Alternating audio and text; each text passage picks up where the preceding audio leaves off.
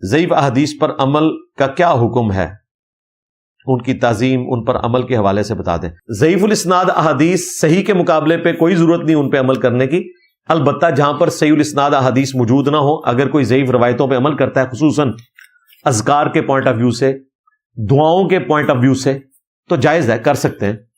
دعائیں ہیں نا، مانگی جا سکتی ہیں۔ دعا تو آپ جو چاہیں مانگ سکتے ہیں عربی میں۔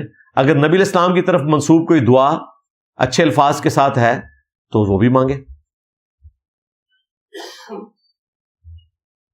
اللہ کا فرمان ہے کہ ساری باتیں اس کے اپنے لیے ہیں اور روزہ اللہ کے لیے ہے، ایسا کیوں ہے؟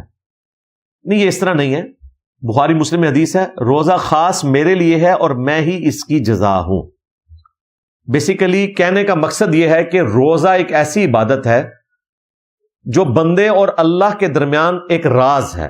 کوئی شخص کنفرم نہیں کہہ سکتا اس بندے کا روزہ ہے، چھپ کے پانی پی لے، اس لیے پروٹوکول دیا